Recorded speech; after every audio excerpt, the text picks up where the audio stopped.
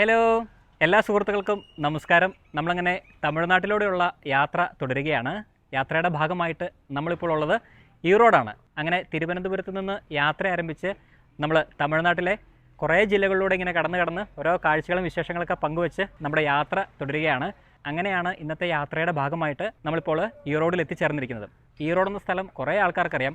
നമ്മൾ പലപ്പോഴും ട്രെയിനിലൂടെയൊക്കെ യാത്ര ചെയ്യുന്ന സമയത്ത് ഈറോഡ്, സേലം അതൊക്കെ കടന്നിട്ടായിരിക്കും പല സംസ്ഥാനങ്ങളിലേക്കൊക്കെ പോകുന്നത്. പ്രത്യേകിച്ച് ഡൽഹിക്കാണെങ്കിലും അതോടൊപ്പം തന്നെ കൽക്കട്ടയ്ക്കാണെങ്കിലും ആന്ധ്രയിലേക്കാണെങ്കിലും ഒഡീഷയിലേക്കാണെങ്കിലും അപ്പോൾ ഏത് ഭാഗത്തേക്ക് പോകണമെങ്കിലും നമ്മൾ തിരുവനന്തപുരത്തു നിന്നോ എറണാകുളത്തു നിന്നോ ഒക്കെ വരികയാണെങ്കിൽ ഈറോഡ് പാസ് ചെയ്ത് സേലം വഴിയാണ് ഈ സ്ഥലങ്ങളിലേക്കൊക്കെ നമ്മൾ പോകുന്നത്. അതുകൊണ്ട് ഈറോഡ് എന്ന സ്ഥലം എല്ലാവർക്കും സുപരിചിതമായിരിക്കും. അപ്പോൾ എന്തുകൊണ്ടാണ് നമ്മൾ നമ്മുടെ യാത്രയുടെ ഭാഗമായിട്ട് ഈറോഡിലേക്ക് എത്തിച്ചേർന്നത് എന്ന് ചോദിച്ചു കഴിഞ്ഞാൽ, ഇവിടെ ഒരു മാർക്കറ്റുണ്ട്, ഒരു വ്യത്യസ്തമായ മാർക്കറ്റ്. പലതരം മാർക്കറ്റുകൾ നമ്മൾ കണ്ടിട്ടുണ്ട്.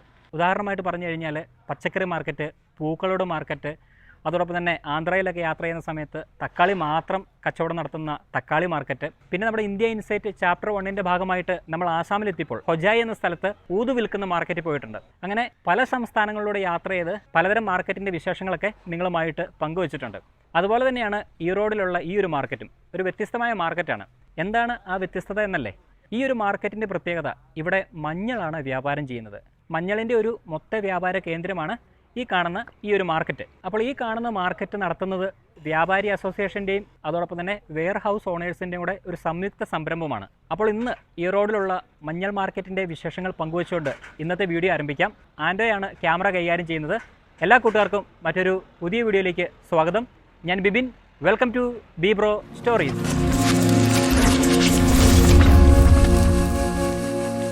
അങ്ങനെ ഈറോഡിലുള്ള മഞ്ഞൾ മാർക്കറ്റിലാണ് നമ്മളിപ്പോൾ ഉള്ളത്. നമ്മൾ മാർക്കറ്റിനുള്ളിലേക്ക് പ്രവേശിച്ചു. അവിടെ പോയിട്ട് കുറച്ച് വിഷ്വൽസ് ഒക്കെ എടുത്തിട്ട് നമ്മൾ തിരിച്ചു വന്ന് കാറിൽ കയറുകയാണ് ചെയ്തത്. അവിടെ നമ്മൾ വീഡിയോ എടുക്കാൻ ചെന്ന് കഴിഞ്ഞപ്പോഴത്തേനും ആദ്യമേ അവർ പറഞ്ഞു വീഡിയോ എടുക്കാനായിട്ട് പെർമിഷൻ വേണമെന്ന് പറഞ്ഞു. അപ്പോൾ നമ്മൾ ഇതിനെക്കുറിച്ച് അന്വേഷിച്ചു. ഇനിയിപ്പോൾ എവിടെ നിന്ന് വീഡിയോ എടുക്കാനുള്ള പെർമിഷൻ എടുക്കണം? അങ്ങനെ അവിടെയുള്ള 1-2 പേരോട് ചോദിച്ചു. അല്ല എൻ്റെ അതെ, അപ്പോൾ അവർ പറഞ്ഞു സെക്രട്ടറിനെ കണ്ടാൽ മതി, എന്നിട്ട് ആളുടെ പെർമിഷൻ എടുത്തു കഴിഞ്ഞ് കഴിഞ്ഞാൽ ഓക്കെ. അങ്ങനെ കുറച്ചു നേരം അദ്ദേഹത്തെ തിരഞ്ഞെടുന്നു. അങ്ങനെ അവസാനം അദ്ദേഹം വന്നില്ല എന്നുള്ള സത്യം പിന്നീടാണ് നമ്മൾ മനസ്സിലാക്കിയത്. അവിടെ നിന്നിരുന്ന ഒരു അണ്ണൻ പറഞ്ഞു ഇന്ന് അദ്ദേഹം വന്നിട്ടില്ലെന്ന് പറഞ്ഞു. അങ്ങനെ ഇനി നമ്മൾ എന്ത് ചെയ്യും എന്നുള്ള ധർമ്മസങ്കടത്തിൽ ഇരിക്കുമ്പോഴാണ് അടുത്ത ഒരു ചിന്ത നമ്മുടെ മനസ്സിലേക്ക് വന്നത്. അല്ലേണ്ടോ? അതെ, അങ്ങനെ ഓഫീസിൽ പോയി ഡയറക്റ്റ് നമ്പർ കിട്ടാൻ വല്ല ചാൻസ് ഉണ്ടോ? ആദ്യം തരാനായിട്ട് വലിയ ബുദ്ധിമുട്ടായിരുന്നു. പിന്നെ തന്നവര്. അപ്പൊ അങ്ങനെ അദ്ദേഹത്തെ വിളിച്ചു കേട്ടോ. അങ്ങനെ അദ്ദേഹത്തെ വിളിച്ചപ്പോഴത്തേനും അദ്ദേഹം പറഞ്ഞു എന്തിനാണ് നിങ്ങൾ വീഡിയോ എടുക്കുന്നത് ചോദിച്ചു. ഞങ്ങൾ പറഞ്ഞു ഞങ്ങളിങ്ങനെ കേരളത്തിൽ നിന്നാണ് വരുന്നത്, സോഷ്യൽ മീഡിയയിൽ കുറച്ച് വീഡിയോസ് ഒക്കെ ചെയ്യുന്ന ആൾക്കാരാണ്. അപ്പോൾ ഇതിനെ സംബന്ധിച്ചുള്ള ഒരു വിവരം മറ്റുള്ളവരിലേക്ക് എത്തിക്കുക എന്നുള്ളതാണ് നമ്മുടെ ലക്ഷ്യം എന്ന് അദ്ദേഹത്തോട് പറഞ്ഞു. അപ്പോൾ അദ്ദേഹം പറഞ്ഞു ഓക്കെ, കുഴപ്പമില്ല എന്ന് പറഞ്ഞു കേട്ടോ. ഒരു അരമനസ്സോട് കൂടി അദ്ദേഹം സമ്മതിച്ചു, വീഡിയോ എടുത്തോളം പറഞ്ഞു എന്തായാലും. അപ്പോൾ വീഡിയോ എടുക്കാൻ പെർമിഷൻ തന്നതോടുകൂടി ഒരു കാര്യം കൂടെ അദ്ദേഹം പറഞ്ഞു, നിങ്ങൾ അവിടെ നിൽക്കുന്ന ആൾക്കാർക്ക് ഒരു ബുദ്ധിമുട്ടുണ്ടാക്കരുത് എന്ന് പ്രത്യേകം പറഞ്ഞു. അപ്പോൾ ഞങ്ങൾ പറഞ്ഞു ഇല്ല, ഒരിക്കലും ഇല്ല എന്ന് പറഞ്ഞു. അതുകൊണ്ട് നമ്മൾ അവിടെ നിന്ന് ഒരുപാട് കാര്യങ്ങളൊന്നും പറയാതെ അത്യാവശ്യം കുറച്ച് വിഷ്വൽസ് മാത്രം എടുത്തിട്ട് നമ്മൾ തിരിച്ചു വന്ന് നമ്മുടെ വാഹനത്തിൽ കയറിയിരിക്കുന്നത്. ഇനി ഇവിടെ ഇരുന്നുകൊണ്ട് അവിടുത്തെ ബാക്കി വിശേഷങ്ങൾ നിങ്ങളുമായിട്ട് പങ്കുവയ്ക്കാമെന്ന് വിചാരിച്ചു.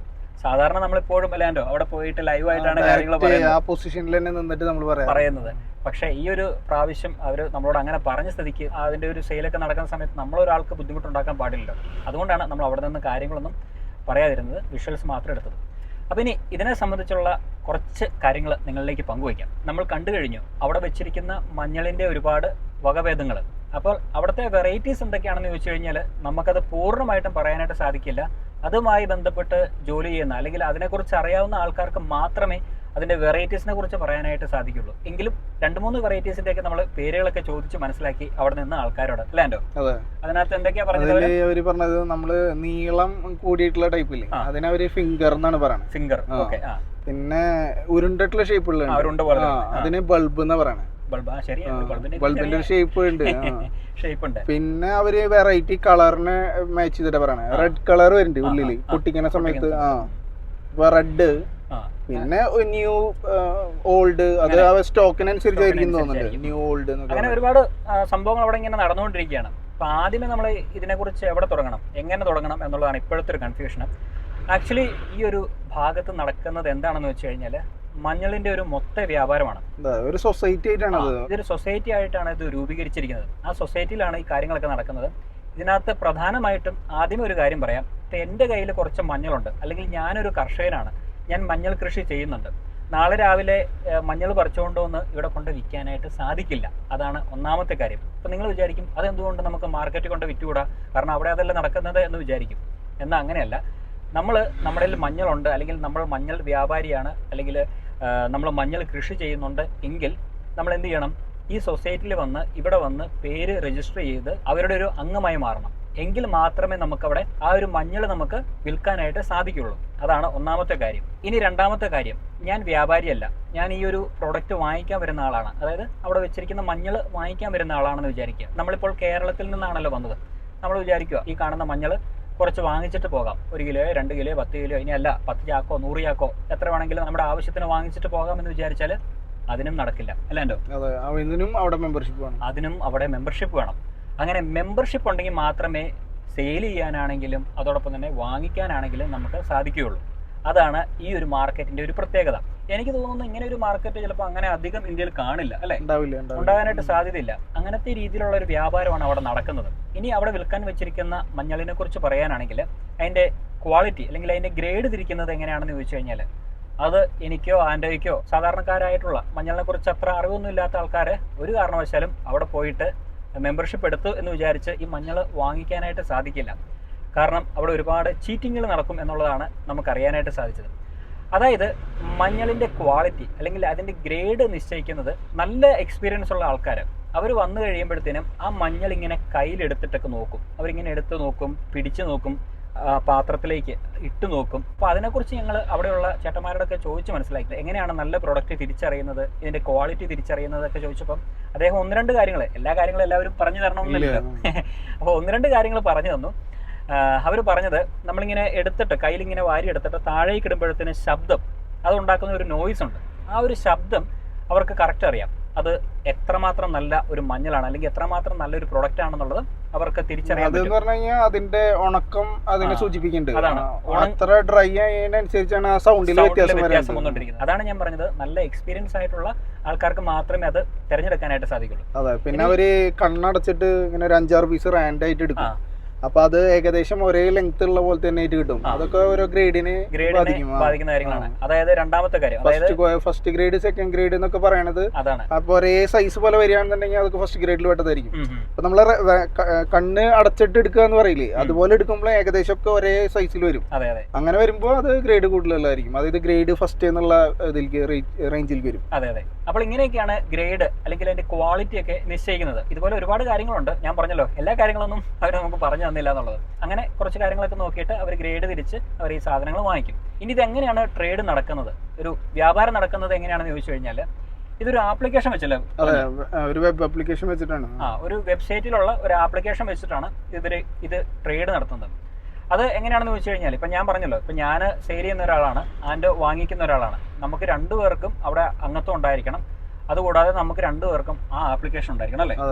അപ്പൊ ആപ്ലിക്കേഷൻ ഉണ്ടായിട്ട് നമ്മൾ എന്താ ചെയ്യുക? ആപ്ലിക്കേഷനിൽ അവർ ഫസ്റ്റ് ഇത്ര ലോട്ട് സാധനം ഉണ്ട് എന്നുള്ളതൊക്കെ ഫുള്ള് അപ്ലോഡ് ചെയ്യും ഫസ്റ്റ് തന്നെ. ഓക്കെ.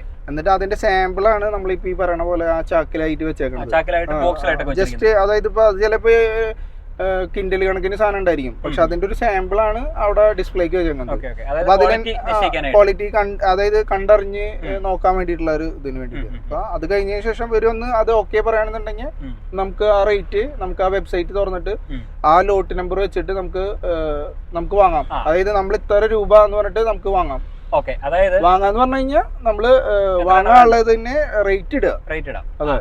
അതായത് അവിടെ ഒരു കാർഡ് വെച്ചിട്ടുണ്ട്. നമ്മൾ എല്ലാ ബോക്സിനകത്ത് നോക്കിക്കഴിഞ്ഞാൽ കാണാം. ബോക്സോ അല്ലെങ്കിൽ അവിടെ വെച്ചിരിക്കുന്ന ചാക്കുണ്ടല്ലോ, ആ ചാക്കിൽ ഒരു ചെറിയൊരു കാർഡ് വെച്ചിട്ടുണ്ട്. ആ കാർഡിനകത്ത് ഒരു നമ്പർ ഇട്ട് വെച്ചിട്ടുണ്ട്. നമ്പറും പിന്നെ ആളുടെ ചിലതിനകത്ത് പേര് എഴുതിയിട്ടുണ്ട്, കുറെ ഡീറ്റെയിൽസ് എഴുതിയിട്ടുണ്ട്. പിന്നെ തമിഴിലേക്കാണ് അത്ര ക്ലിയർ ആയില്ല. എന്തായാലും നമ്പറും അതിന്റെ ഡീറ്റെയിൽസും കാര്യങ്ങളൊക്കെയാണ് അതിനകത്ത് എഴുതിയിരിക്കുന്നത്. അപ്പോൾ അത് നമ്മുടെ ആപ്ലിക്കേഷൻ വെച്ചിട്ട് ഓപ്പൺ ചെയ്ത് അതിനകത്ത് കൊടുത്തിരിക്കുന്ന നമ്പർ നമുക്ക് ഇഷ്ടപ്പെട്ട് കഴിഞ്ഞാൽ ആ നമ്പർ വെച്ചിട്ട് നമുക്ക് അത് വാങ്ങിക്കണമെങ്കിൽ വാങ്ങിക്കാം. അപ്പോൾ അതിനൊരു വില നമ്മൾ നിശ്ചയിക്കുകയാണ്. ഇതിനൊരു നിശ്ചിത വില ഉണ്ടായിരിക്കും. അതായത് നമ്മളൊരു സാധനം വിൽക്കാൻ നേരത്തെ ഒരു നിശ്ചിത വില ഉണ്ടായിരിക്കുമല്ലോ, ആ ഒരു നിശ്ചിത വില എപ്പോഴും ആ ഒരു പ്രൊഡക്റ്റിനുണ്ടായിരിക്കും. അപ്പം അതിൽ കൂടുതൽ ആരാണോ കൊടുക്കുന്നത്, ഇപ്പം ഞാനും ആൻ്റെയും കൂടെ അത് വാങ്ങിക്കാൻ ചെല്ലുകയാണ്. ഞാനും ആൻ്റെയും തമ്മിൽ വേറെ പ്രത്യേകിച്ച് ബന്ധമൊന്നുമില്ല. ഞാനിപ്പോൾ ഒരു ഉദാഹരണം പറയുകയാണെങ്കിൽ 100 രൂപയ്ക്ക് ആ സാധനം വാങ്ങിക്കാൻ വേണ്ടി തീരുമാനിക്കുന്നു. അപ്പം ഞാനത് ക്ലിക്ക് ചെയ്ത് 100 എന്നുള്ള ആ ഒരു സംഭവം സെറ്റ് ചെയ്തു. ആൻ്റോ വന്നിട്ട് ഒരു 150 രൂപയ്ക്ക് വാങ്ങിക്കാൻ തീരുമാനിച്ചു. അപ്പോൾ ആൻ്റോയ്ക്കാണ് അത് കൊടുക്കുക. നമ്മൾ ലേലം വിളിച്ചെടുക്കുന്ന ഒരു ആ സംവിധാനം ഒരു ടൈം പീരീഡ് ഉണ്ട്. ആ ടൈം പീരീഡ് കഴിഞ്ഞ് കഴിഞ്ഞാൽ ഹൈയസ്റ്റ് ആരാണോ വെച്ചേക്കണേ ആൾക്ക് കൊടുക്കും.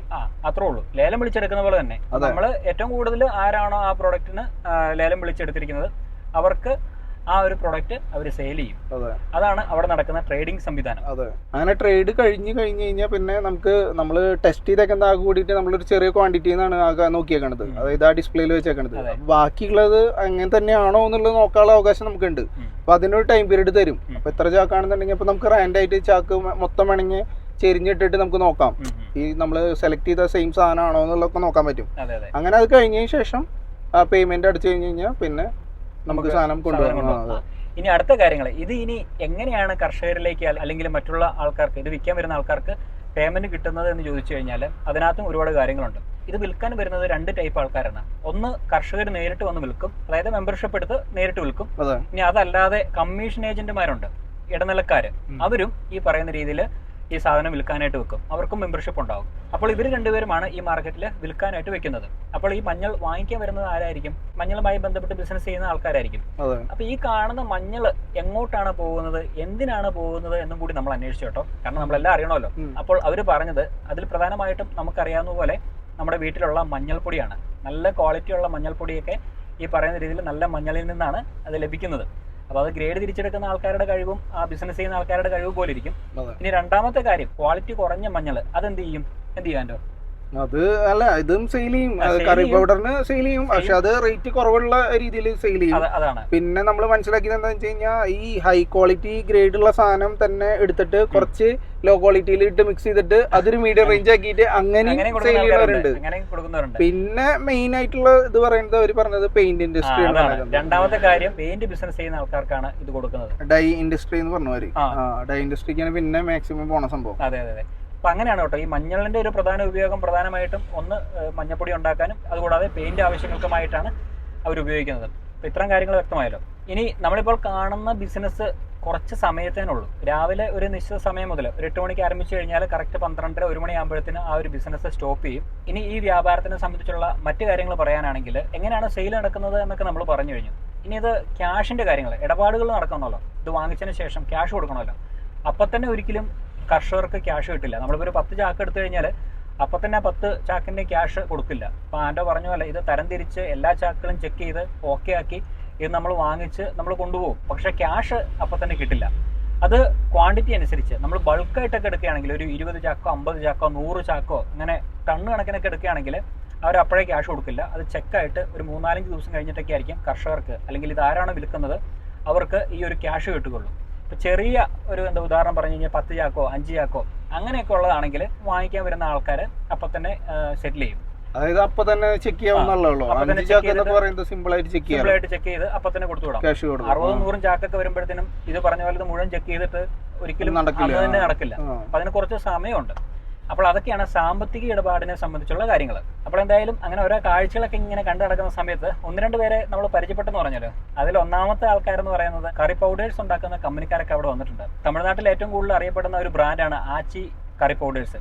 അവരുടെയൊക്കെ മെയിൻ ആൾക്കാർ അവിടെ വന്നിട്ടുണ്ടായിരുന്നു. അവരൊക്കെ അവിടെ ഇരിക്കുന്ന ഓരോ പ്രൊഡക്റ്റ് എടുത്ത് ചെക്ക് ചെയ്യുന്നുണ്ട്. അല്ലാണ്ടോ? അവര് നല്ല രീതിയിൽ ചെക്ക് ചെയ്യുന്നുണ്ട്, എല്ലാം ചെക്ക് ചെയ്യുന്നുണ്ട്. അങ്ങനെ പല കമ്പനികളുടെയും ആൾക്കാർ അവിടെ വന്നിട്ടുണ്ട് കേട്ടോ. നമുക്കിപ്പം എല്ലാം അറിയില്ല. അതാണ്, നമുക്ക് എല്ലാവരും അറിയത്തില്ല. 1-2 പേരെ പരിചയപ്പെട്ടപ്പോഴാണ് ഞങ്ങൾ ഇങ്ങനെ ഇന്ന സ്ഥലത്ത് നിന്ന് വന്ന ആൾക്കാരാണ് എന്ന് നമ്മളോട് പറഞ്ഞത്. നമ്മുടെ നാട്ടിൽ നിന്നൊക്കെ വരുന്നുണ്ടായിരിക്കും അല്ലേ, വലിയ കമ്പനിക്കാരെ. അങ്ങനെ ഒരു വലിയൊരു സംഭവമാണ് കേട്ടോ. നമ്മൾ ഉദ്ദേശിക്കുന്ന ഒരു ലോകമല്ല അത്.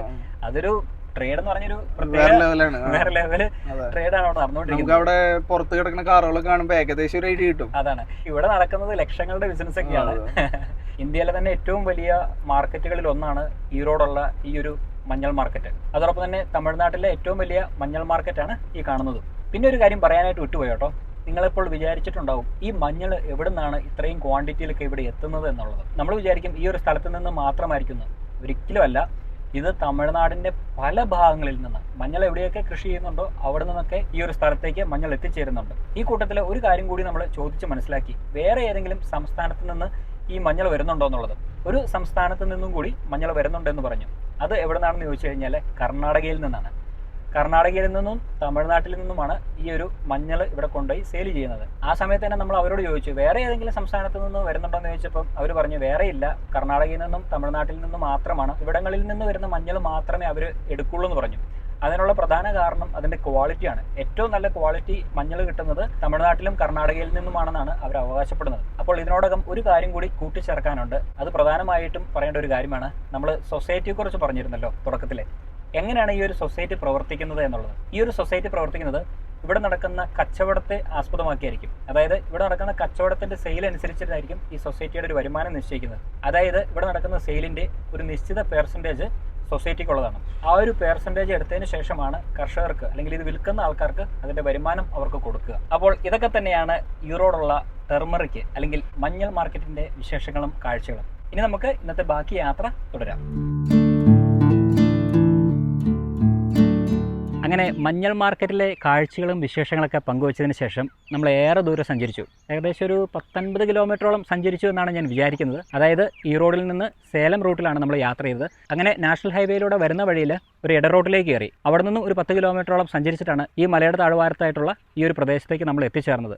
ഇവിടെ വന്നു കഴിഞ്ഞപ്പോൾ നമ്മൾ കണ്ട കാഴ്ച എന്ന് പറയുന്നത് എത്ര വർണ്ണിച്ചാലും പറഞ്ഞറിയിക്കാൻ സാധിക്കാത്തൊരു കാഴ്ചയാണ്. അതിനുള്ള കാരണം നമ്മുടെ തൊട്ടുപുറയിലേക്ക് നോക്കുന്ന ആ ഒരു വീടാണ്. വീടെന്നൊന്നും പറയാനായിട്ട് സാധിക്കില്ല, ഒരു ചെറിയ കുടില്. അവിടെ ഒരു ഫാമിലി താമസിക്കുന്നുണ്ട് കേട്ടോ.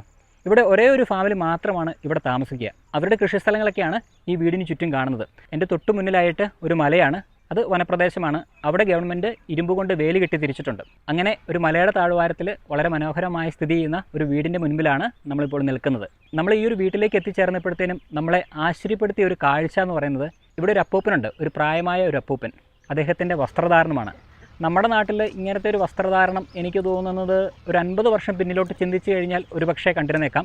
പക്ഷേ ഈ കാലഘട്ടത്തിലൊന്നും നമ്മുടെ നാട്ടിലൊന്നും ഇതില്ല എന്നുള്ളത് തന്നെ എടുത്തു പറയാനായിട്ട് സാധിക്കും. ആരും തന്നെ ഇങ്ങനത്തെ വസ്ത്രം ഉപയോഗിക്കുന്നില്ല. എന്നാൽ ഈ ഒരു കുടുംബം താമസിക്കുന്ന ഈ ഒരു സ്ഥലത്തേക്ക് എത്തിച്ചേർന്നപ്പോൾ നമുക്ക് കാണാൻ കഴിഞ്ഞ കാഴ്ച എന്ന് പറയുന്നത് ആ അപ്പൂപ്പൻ അല്ലെങ്കിൽ അയ്യ കൗബീൻ കൊടുത്തൊരു കാഴ്ച നമുക്ക് കാണാനായിട്ട് സാധിച്ചു. പിന്നെ ഇതുപോലത്തെ ഒരു കാഴ്ച ഈ അടുത്തിടയ്ക്ക് കണ്ടത് നമ്മുടെ നോർത്ത് ഈസ്റ്റ് യാത്രയിലാണ്. ആന്ധ്രയുടെ ഉൾഗ്രാമങ്ങളിൽ പോയപ്പോഴത്തേനും ഒരു ഗ്രാമത്തിൽ ഇതുപോലെ ഒരു അപ്പൂപ്പന് കൗബീന് കൊടുത്ത ഒരു കാഴ്ച കണ്ടിരുന്നു. എന്നാൽ കുറേ കാലമായിട്ട് നമ്മൾ തമിഴ്നാട്ടിലൂടെ യാത്ര ചെയ്തെങ്കിലും ഇങ്ങനത്തെ ഈ ഒരു കാഴ്ച നമുക്ക് കാണാനായി സാധിച്ചിരുന്നില്ല. ഇവിടെ എത്തിക്കഴിഞ്ഞപ്പോഴത്തേനും ഈ ഒരു കാഴ്ച നമ്മളെ ശരിക്കും ആശ്ചര്യപ്പെടുത്തി. ഈ ഒരു കാലഘട്ടത്തിൽ ഇതുപോലെ വസ്ത്രം ധരിക്കുന്ന ആൾക്കാർ തമിഴ്നാട്ടിലുണ്ട് എന്നറിഞ്ഞത് ശരിക്കും ഒരു കൗതുകകരമായ ഒരു കാഴ്ച തന്നെയാണ്. അങ്ങനെ ഈ ഒരു വീട്ടിലേക്ക് എത്തിച്ചേർന്ന് കഴിഞ്ഞപ്പോഴത്തേനും അയ്യയുടെ കുടുംബവും നമ്മളെ നല്ല രീതിയിൽ തന്നെ വെൽക്കമിങ് ചെയ്തു. പ്രത്യേകിച്ച് അവർ 2 കസേര തന്നു. ആദ്യമേ തന്നെ വന്നപ്പോഴേ തന്ന ഒരു കാര്യം അതാണ്. 2 കസേര എടുത്തിട്ട് വന്നിട്ട് പറഞ്ഞു, നിങ്ങൾ മരത്തിൻ്റെ ചുവട്ടിൽ കുറച്ച് നേരം ഇരുന്ന് വിശ്രമിക്കുക, നിങ്ങൾ കുറേ ദൂരം യാത്ര ചെയ്ത് വരുന്ന ആൾക്കാരല്ലേ. നമ്മൾ വന്നപ്പോഴേ പറഞ്ഞു ഞങ്ങളിങ്ങനെ കേരളത്തിൽ നിന്ന് വരികയാണ്, സ്ഥലങ്ങളൊക്കെ കാണാൻ വേണ്ടി വന്നതാണെന്നൊക്കെ പറഞ്ഞു കഴിഞ്ഞപ്പോഴത്തേനും, വീഡിയോ എടുക്കാൻ വേണ്ടി വന്നതാണെന്നൊക്കെ പറഞ്ഞു കഴിഞ്ഞപ്പോഴത്തേനും അവർ പറഞ്ഞു വീഡിയോ ഒക്കെ നിങ്ങൾ എത്ര വേണമെങ്കിലും എടുത്തോ, കുഴപ്പമില്ല, വരുമ്പോഴേ നിങ്ങൾ ഒന്ന് ഇരിക്കുക, ഇരുന്നതിന് ശേഷം നിങ്ങൾ സമയം പോലെ വീഡിയോ എടുത്താൽ മതി എന്നാണ് അവർ നമ്മളോട് പറഞ്ഞത്. അത് വലിയൊരു കാര്യം തന്നെയാണ് കേട്ടോ. നമ്മളെ സ്വീകരിക്കുക എന്ന് പറയുന്നത് തന്നെ വലിയൊരു കാര്യമാണ്. പിന്നെ അവർ പറഞ്ഞു ഇരിക്കുക, ചായ ഇട്ട് തരാമെന്നൊക്കെ പറഞ്ഞു. ഞാൻ പറഞ്ഞു ചായ ഒന്നും വേണ്ട എന്നൊക്കെ പറഞ്ഞിട്ടുണ്ട്. മിക്കവാറും അവർ ചായ ഇടുമായിരിക്കും. വേണ്ടത് കുറേ തവണ പറഞ്ഞു കേട്ടോ. പിന്നെ ഞാൻ പറഞ്ഞല്ലോ, നമ്മൾ ഇങ്ങനെയുള്ള ഗ്രാമങ്ങളിലൊക്കെ വന്നു കഴിയുമ്പോഴത്തേനും അവരുടെ നിന്ന് വെള്ളം മേടിച്ച് കുടിക്കാതിരിക്കുകയോ ചായ മേടിച്ച് കുടിക്കാതൊക്കെ ഇരിക്കുമ്പോൾ അവർക്കൊരു സങ്കടം ഉണ്ടാവും. ഇങ്ങനെ മറ്റുള്ളവരിൽ നിന്ന് ഇങ്ങനെ ഭക്ഷണമൊന്നും മേടിച്ച് കഴിക്കില്ലാത്ത ആൾക്കാരായിരിക്കുന്നു. നമ്മൾ അങ്ങനെ ഉള്ളതുകൊണ്ടാണ് മിക്ക വീടുകളിൽ പോകുമ്പോഴത്തേനും അവർ പറയുമ്പോഴേ ചായ അല്ലെങ്കിൽ വെള്ളമൊക്കെ മേടിച്ച് കുടിക്കുന്നത്. അല്ലെങ്കിൽ അവരെ നിന്ദിക്കുന്നതിനൊരു തുല്യമല്ലേ, അത് അവർക്ക് ശരിക്കും സങ്കടമാവും. അപ്പോൾ അതുകൊണ്ട് നമ്മൾ ഒരുപാട് അങ്ങനെ നിർബന്ധിക്കാറില്ല വേണ്ടെന്ന് പറഞ്ഞ്. 1-2 തവണ ഇങ്ങനെ പറയും ഞങ്ങളിപ്പോൾ കുടിച്ചേ ഉള്ളൂ എന്നൊക്കെ പറയെങ്കിലും അവർ സ്നേഹത്തോടെ തരും. പിന്നെ എന്തായാലും അങ്ങനെ നമ്മളത് വാങ്ങിച്ച് കുടിക്കും. ഇനി ഈ ഒരു സ്ഥലത്തെക്കുറിച്ച് പറയാനാണെങ്കിൽ വളരെ മനോഹരമായ ഒരു ഫ്രെയിമാണ്. ഞാൻ പറഞ്ഞല്ലോ ഇതൊരു വീടെന്നൊന്നും പറയാനായിട്ട് സാധിക്കില്ല, ഇതൊരു കുടിലാണെന്ന് ഞാൻ പറഞ്ഞല്ലോ. അതായത് ഇത് നിർമ്മിച്ചിരിക്കുന്നത് ടിൻ ഷീറ്റും അതോടൊപ്പം തന്നെ ഓലയും മേഞ്ഞാണ്. പിന്നെ നിലമൊക്കെ ആണെങ്കിൽ ചാണകവും മണ്ണൊക്കെ ഉപയോഗിച്ച് തേച്ച് മിനുസപ്പെടുത്തിയിരിക്കുകയാണ്. അങ്ങനെ ഒരു വീടാണ് നമുക്കിവിടെ കാണാൻ കഴിഞ്ഞത്. പിന്നെ ഇതിനോട് ചേർന്ന് തന്നെ 2-3 ഷെഡുകൾ സെപ്പറേറ്റ് കാണാനായിട്ട് സാധിക്കും. അത് ആടുമാടുകൾക്ക് വേണ്ടിയിട്ടുള്ളതാണ്. പിന്നെ ഒരു വൈക്കോൽത്തുറുണ്ട്. അതിങ്ങനെ പനയോല കൊണ്ടാണ് അതിങ്ങനെ മൂടിയിരിക്കുന്നത്. മഴയൊക്കെ കൊള്ളാതിരിക്കാൻ വേണ്ടിയിട്ട് പനയോല ഉപയോഗിച്ചിട്ടാണ് അത് മൂടിക്കെട്ടി വെച്ചിരിക്കുന്നത്. അതൊക്കെ ശരിക്കും ഒരു ഭംഗിയാർന്ന കാഴ്ചയാണ് ഈ ഒരൊറ്റ ഫ്രെയിമിൽ. ഇനി ഈ കുടുംബത്തിൻ്റെ ഉപജീവന മാർഗ്ഗം എന്ന് പറയുന്നതാണ് ഈ വീടിൻ്റെ തൊട്ടുപുറകിൽ കാണുന്ന കൃഷിയിടം. ഈ ഒരു കുടുംബം കൃഷിയെ ആശ്രയിച്ചിട്ടാണ് ജീവിക്കുന്നത്. പലതരത്തിലുള്ള കൃഷി ഇവർ ചെയ്യുന്നുണ്ടെന്നാണ് നമ്മളോട് പറഞ്ഞത്. അതിൽ എള്ളുണ്ട്, പരുത്തി, അതോടൊപ്പം തന്നെ നിലക്കടലയാണ്. നിലക്കടല തമിഴ്നാടിൻ്റെ ഒട്ടുമിക്ക ഭാഗങ്ങളിലും കൃഷി ചെയ്യുന്നുണ്ട്. കഴിഞ്ഞ യാത്രയിലൊക്കെ നമ്മൾ കണ്ടിരുന്നു. ചില സ്ഥലങ്ങളിലൊക്കെ സീസൺ അനുസരിച്ച് കൃഷി രീതികൾ മാറിക്കൊണ്ടിരിക്കും. കൃഷി രീതികൾ മാറുന്ന സമയത്തൊക്കെ നിലക്കടലയും പരുത്തിയും അതോടൊപ്പം തന്നെ എള്ളൊക്കെ കൃഷി ചെയ്യാറുണ്ട്. എന്തായാലും ഈ ഒരു കൃഷിയിടത്ത് അവർ ചെയ്യുന്ന പ്രധാന 3 കൃഷി എന്ന് പറയുന്നത് എള്ളും പരുത്തിയും അതോടൊപ്പം തന്നെ നിലക്കടലയുമാണ്. ഇപ്പോൾ കൃഷിയുടെ സീസണൊന്നുമല്ല, അതായത് ഇപ്പോൾ അങ്ങനെ അധികം കൃഷിയൊന്നും അവർ ചെയ്യുന്നില്ല. ഇപ്പോൾ ഇവിടെ ഒരു ട്രാക്ടർ വന്ന് നില ഉഴുതുകൊണ്ടിരിക്കുകയാണ്. ഈ ട്രാക്ടറിൻ്റെ കാര്യം പറഞ്ഞപ്പോൾ ഓർത്ത്, ഈ ട്രാക്ടറിൻ്റെ സ്ഥാനത്ത് കാളയാണെങ്കിലൊന്ന് സങ്കല്പിച്ച് നോക്കി. ഈ ഒരു ഫ്രെയിമിലേക്ക് വരുമ്പോഴത്തേക്കും, പ്രത്യേകിച്ച് ഈ മലയുടെ താഴ്വാരത്ത് ഈ ഒരു വീട്, ഈ കൃഷിസ്ഥലം, പിന്നെ കാള ഇങ്ങനെ നില ഉഴുതുന്നു, ആ ഒരു കാഴ്ചയൊന്ന് മനസ്സിൽ ചിന്തിച്ച് നോക്കി, എത്ര ഭംഗിയാർന്ന ഒരു കാഴ്ചയായിരിക്കും. ഇപ്പോൾ ഇവിടെ പുതിയതായിട്ട് നമ്മൾ കണ്ട കാഴ്ച എന്ന് പറയുന്നത് ആ ഒരു ട്രാക്ടർ മാത്രമാണ്. ബാക്കി എല്ലാ കാഴ്ചകളും പഴമയെ ഓർമ്മപ്പെടുത്തുന്ന രീതിയിലുള്ള കാഴ്ചകളാണ് നമുക്കിവിടെ കാണാനായിട്ട് സാധിച്ചത്. പിന്നെ ഇവരുടെ ഉപജീവന മാർഗ്ഗമെന്ന് പറയുന്നത് കൃഷി കൂടാതെ ആടുമാടുകളെ വളർത്തലാണ്. പ്രധാനമായിട്ടും കാലി വളർത്തലാണ്. കാലികളെ ഇവർ വളർത്തുന്നുണ്ട്. അതിൽ നിന്നും ഇവർ ഉപജീവനത്തിനുള്ള മാർഗ്ഗം കണ്ടെത്തുന്നുണ്ട്. പിന്നെ കോഴികളെ വളർത്തുന്നുണ്ട്. കുറേ കോഴികളെ നമുക്ക് കാണാം. പിന്നെ പ്രധാനമായിട്ടും നമ്മളിവിടെ വന്നപ്പോൾ നേരിട്ട മറ്റൊരു പ്രശ്നം എന്ന് പറയുന്നത് നായ്ക്കളാണ്. ഇവിടെ 4 നായ്ക്കളുണ്ട്. നമ്മൾ വന്ന സമയത്ത് അവർ 2 നായ്ക്കളെ ഇങ്ങനെ പേര് വിളിക്കുന്ന കേട്ടു, വെള്ളയെന്നും അതോടൊപ്പം തന്നെ ടൈഗറെന്നും. നല്ല അനുസരണമുള്ള നായ്ക്കളാണ് കേട്ടോ. പേര് വിളിച്ചപ്പോഴത്തേന് തന്നെ അത് സൈലൻ്റായി ഒരു സ്ഥലത്ത് പോയി അങ്ങനെ മിണ്ടാതെ ഇരിപ്പുണ്ട്. എന്തായാലും നമ്മൾ വന്ന സമയത്ത് അങ്ങനെ ഒരു സംഭവം നടന്നു. ഞാൻ ഓർത്തു, കഴിഞ്ഞ പ്രാവശ്യം നമ്മൾ വേലായുധംപൊട്ടി എന്ന ഗ്രാമത്തിൽ പോയപ്പോഴത്തേനും നമ്മളെ നായ്ക്കളെ കടിക്കാൻ വരികയും നമ്മളൊരു പലകടം മുകളിൽ കയറി ഇരുന്ന് രക്ഷപ്പെടുകയൊക്കെ ചെയ്തിരുന്നല്ലോ. അപ്പോൾ അതിനുശേഷം നമ്മളിവിടെ എത്തിച്ചേർന്ന് കഴിഞ്ഞപ്പോഴത്തേനും നമ്മൾ ആശങ്കപ്പെടുത്തി അതിനി കടിക്കാൻ വരുമോ എന്നുള്ളത്. പക്ഷേ ഇവിടുത്തെ വീട്ടുകാരെ അപ്പോൾ തന്നെ അതിൻ്റെ പേരെടുത്ത് വിളിച്ചപ്പോഴത്തേനും വളരെ സൈലൻ്റായിട്ട് ഒരിടത്ത് പോയിരുന്നു. അതുകൊണ്ട് സമാധാനപരമായിട്ട് നമുക്കിപ്പോൾ വീഡിയോ എടുക്കാനായിട്ട് സാധിക്കുന്നുണ്ട്. പിന്നെ ഈ ഒരു കൃഷിസ്ഥലത്തിന് മാറ്റുകൂട്ടുന്ന മറ്റൊരു കാഴ്ച എന്ന് പറയുന്നത് കൃഷിയിടങ്ങളിൽ അങ്ങിങ്ങായി നിൽക്കുന്ന പനമരങ്ങളാണ്. അത് ശരിക്കും പറഞ്ഞാൽ നമ്മൾ വീഡിയോ എടുക്കുമ്പോഴോ അല്ലെങ്കിൽ ഒരു ഫോട്ടോ എടുക്കുമ്പോഴോ ആ ഒരു ഫ്രെയിമിന് നല്ല മാറ്റ് കൂട്ടുന്നുണ്ട്. അത്രയും ഭംഗിയാർന്ന ഒരു ഫ്രെയിമാണ് നമുക്കിവിടെ വന്നു കഴിഞ്ഞപ്പോൾ കാണാനായിട്ട് സാധിച്ചത്. ഒരു ചിത്രം വരച്ച പോലത്തെ ഒരു ഫ്രെയിം, മലയുടെ താഴ്വാരത്തിലൊരു കുടിൽ, പിന്നെ കൃഷിസ്ഥലം, പിന്നെ അങ്ങിങ്ങായി നിൽക്കുന്ന പനമരങ്ങൾ, അതോടൊപ്പം തന്നെ പശുക്കൾ, കോഴികൾ, നമ്മളൊക്കെ കുട്ടിക്കാലത്ത് ചിത്രം വരയ്ക്കുന്ന പോലത്തെ ഒരു ഫ്രെയിമാണ് നമുക്കിവിടെ വന്നു കഴിഞ്ഞപ്പോൾ കാണാനായിട്ട് സാധിച്ചത്. പിന്നെ നമ്മളിപ്പോൾ നിൽക്കുന്നതിൻ്റെ ഓപ്പോസിറ്റ് സൈഡിലായിട്ട് മലയാണെന്ന് പറഞ്ഞല്ലോ. അത് ശരിക്കും പറഞ്ഞു കഴിഞ്ഞാൽ ഗവൺമെൻറ് ലാൻഡാണ്. അതുകൊണ്ട് തന്നെ അവർ ഇരുമ്പ് കമ്പി കൊണ്ട് വേലി തീർത്തിരിക്കുകയാണ്. അങ്ങോട്ട് പ്രവേശനമില്ല. അവരിങ്ങനെ കെട്ടി നല്ല ഭംഗിയായിട്ട് ആ ഒരു ഭാഗം ക്ലിയർ ചെയ്ത് വെച്ചിട്ടുണ്ട്. പിന്നെ ഇവിടെ കാണാൻ കഴിഞ്ഞ ഒരു കാഴ്ച എന്ന് പറയുന്നത് ഈ വീടിൻ്റെ മുൻവശത്തായിട്ട് ഒരു മരത്തിൻ്റെ ചുവട്ടിൽ കട്ടിൽ കിടപ്പുണ്ട്. അറിയാലോ, ഗ്രാമങ്ങളിലൊക്കെ പോയി കഴിയുമ്പോഴത്തേനും പ്രായമായ ആൾക്കാരൊക്കെ ഉച്ച സമയങ്ങളിലും അല്ലെങ്കിൽ രാത്രി കാലങ്ങളിലൊക്കെ ചിലപ്പോൾ ഈ ഒരു കട്ടിലിലായിരിക്കും അവർ കിടന്നുറങ്ങുന്നതും വിശ്രമിക്കുന്നതൊക്കെ. അങ്ങനത്തെ കാഴ്ച ശരിക്കും തമിഴ്നാട്ടിലും മറ്റ് സംസ്ഥാനങ്ങളിലൊക്കെ പോകുമ്പോൾ കാണാൻ കഴിയുന്നതാണ്. ആ ഒരു കാഴ്ച നമുക്കിവിടെ കാണാൻ കഴിഞ്ഞു. 1-2 ആര്യവെപ്പും മരമൊക്കെ ഇവിടെ നിൽപ്പുണ്ട്. അപ്പോൾ അതുകൊണ്ട് അതിൻ്റെ തണലിൽ അവരിങ്ങനെ വിശ്രമിക്കും. പിന്നെ ഈ വീട്ടിൽ താമസിക്കുന്നത് ഒരു കുടുംബമാണ് കേട്ടോ. അതായത് പ്രായമായ ആൾക്കാർ മുതൽ കുഞ്ഞു കുട്ടികൾ വരെയുണ്ട്, പേരക്കുട്ടികൾ വരെയുണ്ട്. അപ്പൂപ്പനുണ്ട്, അമ്മൂമ്മയുണ്ട്, പിന്നെ അപ്പൂപ്പൻ്റെ അമ്മൂമ്മയുടെ മക്കളുണ്ട്, അവരുടെ മക്കളുണ്ട്. അപ്പോൾ ഈ ഒരു ചെറിയ വീട്ടിൽ ഇത്രയും വലിയൊരു ഫാമിലി ഇവിടെ താമസിക്കുന്നുണ്ട്. നമ്മൾ ഹൈവേയിൽ നിന്ന് 10-20 കിലോമീറ്റർ ഉള്ളിലേക്ക് വന്നെന്ന് പറഞ്ഞല്ലോ. വന്ന സമയത്ത് ഒരു ചെറിയ ഇടവഴി കണ്ടു. ആ വഴി നല്ല ഭംഗിയായിട്ട് ടാർ ചെയ്തിട്ടിരിക്കുകയാണ്. ആ വഴിയിലൂടെ നമ്മൾ വന്നു കഴിഞ്ഞപ്പോഴാണ് ഈ ഒരു കാഴ്ച കാണാനായിട്ട് സാധിച്ചത്. പക്ഷേ നമ്മളെ ഏറ്റവും ആകർഷിച്ച അല്ലെങ്കിൽ നമ്മളെ അത്ഭുതപ്പെടുത്തിയ ഒരു കാഴ്ച എന്ന് പറയുന്നത് ആ വഴി തീരുന്നത്, ആ ടാർ ചെയ്ത വഴി തീരുന്നത് ഇവരുടെ വീടിൻ്റെ സമീപത്താണ്. വേറെ വീടുകളൊന്നും വരുന്ന വഴി നമുക്ക് കാണാൻ സാധിച്ചില്ല. പക്ഷേ സർക്കാർ ഇവരുടെ വീടിനടുത്ത് വരെ ആ വഴി ടാർ ചെയ്ത് കൊടുത്തു എന്നുള്ളതാണ്. അത് ശരിക്കും നമ്മൾ ആശ്ചര്യപ്പെടുത്തി. നമ്മൾ ഒട്ടും പ്രതീക്ഷിക്കാത്ത ഒരു കാര്യമാണ്. കാരണം ഉൾഗ്രാമങ്ങളിലേക്കൊക്കെ വന്നു കഴിയുമ്പോഴത്തേനും 1-2 വീടോ ഉള്ളെങ്കിൽ എന്തായാലും മൺപാതയായിരിക്കും. മൺപാതയിലൂടെ നമ്മൾ നടന്നോ അല്ലെങ്കിൽ വാഹനം ഓടിച്ചാണ് നമ്മൾ സാധാരണഗതിയിൽ അവിടെ എത്തിച്ചേരുക. എന്നാൽ ഇവിടെ വളരെ വ്യത്യസ്തമായി കണ്ടൊരു കാഴ്ച എന്ന് പറയുന്നത് നല്ല ഭംഗിയായിട്ട് ലൈൻ വരച്ച് ടാർ ചെയ്തിരിക്കുന്ന ഒരു വഴിയിലൂടെയാണ് നമ്മൾ സഞ്ചരിച്ച് ഈ ഒരു വീട്ടിലേക്ക് എത്തിച്ചേർന്നത്. അങ്ങനെ എന്തായാലും വളരെ മനോഹരമായ അല്ലെങ്കിൽ മനസ്സിന് കുളിർമയേകുന്ന കാഴ്ചകളാണ് നമ്മൾ ഈ ഒരു ഭൂപ്രദേശത്തേക്ക് എത്തിച്ചേർന്നപ്പോൾ കണ്ട കാഴ്ചകളും വിശേഷങ്ങളും.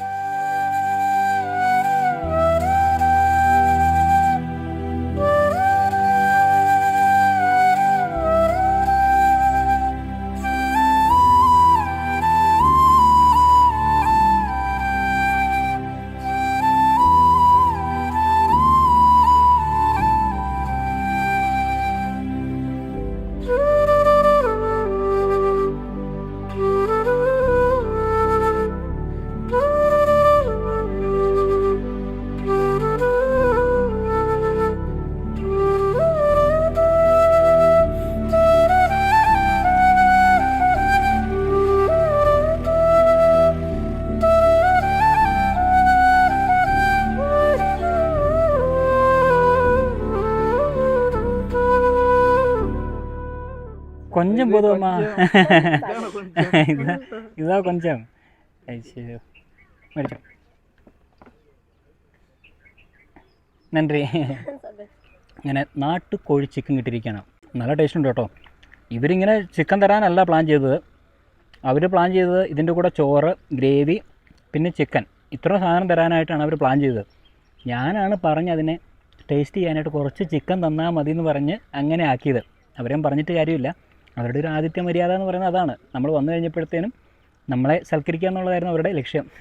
എന്തായാലും നമുക്ക് വേണ്ടി ഇത്രയൊക്കെ ചെയ്തു തന്നല്ലോ, അത് തന്നെ വലിയൊരു കാര്യമല്ലേ. നമ്മൾ ഉച്ചക്കത്തെ ഭക്ഷണം കഴിച്ചിട്ടാണ് പോകുന്നത്, അതുകൊണ്ട് അധികം വിശപ്പൊന്നുമില്ല. നമ്മൾ പറഞ്ഞു ചിക്കൻ വേണ്ടാന്ന് പറഞ്ഞിരുന്നു, പക്ഷേ അവർ നിർബന്ധിക്കല്ലേ. പിന്നെ ഒരു കുപ്പി വെള്ളവും തന്നു. ഇനിയിപ്പോൾ വെള്ളവും കുടിച്ച് ഈ ഒരു ചിക്കൻ ഞാനും ആൻ്റെയും കൂടെ പകുതി കഴിച്ച് തീർക്കാമെന്നുള്ള ഒരു പ്ലാനിലെത്തിയിരിക്കുകയാണ്. എങ്കിലും ഞാൻ കുറച്ച് കഴിക്കില്ല, ബാക്കിയെല്ലാം ആൻ്റെയുടെ കയ്യിലേക്ക് കൊടുക്കണം എന്നൊക്കെ പറയുമെങ്കിലും ക്യാമറ ഓഫാക്കി കഴിഞ്ഞ് ഞാൻ തന്നെ ആയിരിക്കും ഇത് മുഴുവൻ കഴിക്കുന്നത്. തമാശ പറഞ്ഞാട്ടോ. എന്തായാലും ഇനി കഴിക്കാം, കഴിച്ചിട്ട് നമുക്ക് നമ്മുടെ ബാക്കി യാത്രയൊക്കെ തുടരാം. വാങ്ങിച്ചു കൊഞ്ചം പോതാ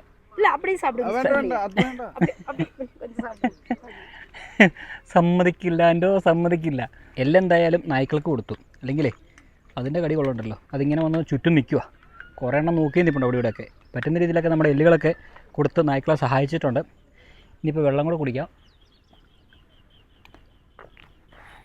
ഇതിനിടയ്ക്ക് അമ്മ കൊണ്ടുവന്നിട്ട് ചോറ് വന്നു കേട്ടോ, ഗ്രേവിയും ചോറും കൂടെ കൊണ്ടു തന്നു. വേണ്ടെന്ന് എത്ര പറഞ്ഞിട്ട് അവർ കേൾക്കുന്നില്ല. എങ്ങനെ കഴിക്കുമെന്നുള്ള ഒരു ആശങ്കയിൽ ഇപ്പോൾ നിൽക്കുകയാണ്. കാരണം നമ്മൾ ഭക്ഷണം കഴിച്ചിട്ടെങ്കിൽ എത്തിയുള്ളൂ. ഇവിടെ വന്നു കഴിഞ്ഞപ്പോഴത്തേനും നിങ്ങൾ കഴിച്ചില്ല എന്ന് ഞങ്ങൾക്ക് അറിയാമെന്ന് അവർ പറയുന്നത്. എത്ര പറഞ്ഞിട്ട് അവർക്ക് മനസ്സിലാകുന്നില്ല നമ്മൾ കഴിച്ചു എന്ന് പറഞ്ഞിട്ട്. എന്താ ചെയ്യാന്ന് പറ. നല്ല വെള്ളം കേട്ടോ. ഇവിടെ മിക്കവാറും ഈ മലയുടെ താഴ്വാരം ആയതുകൊണ്ടേ എവിടെയെങ്കിലും നല്ല വെള്ളം കിട്ടുന്ന സ്ഥലം കാണും. എന്തായാലും കുടിവെള്ളം നല്ല ടേസ്റ്റ് ഉണ്ട്. ഓഹോ, നായ്ക്കളാണ് സമ്മതിക്കാത്തത്. മോനെ വിട്ടോടാ, ഇനി ഒന്നും ഇല്ലടാ, ഇനി ആകെ ചോറ് മാത്രമേ ഉള്ളൂ നമ്മുടെ കയ്യിൽ. കഴിക്കുമോ? അപ്പോൾ നിനക്കുള്ള ചോറ് അവിടെ തന്നിട്ടുണ്ടെന്നാണ് പറഞ്ഞത് കേട്ടോ. അങ്ങോട്ടല്ലേ നമ്മുടെ ചിക്കൻ്റെ പരിപാടി കഴിഞ്ഞു. എന്തായാലും അങ്ങനെ സുഹൃത്തുക്കളെ, ഉച്ചക്കത്തെ ഭക്ഷണവും കഴിച്ചു, ഉച്ചക്കത്തെ രണ്ടാമത്തെ ഭക്ഷണം കഴിച്ചു. അങ്ങനെ 2 ഭക്ഷണമാണ് ഇന്ന് കഴിക്കുന്നത്.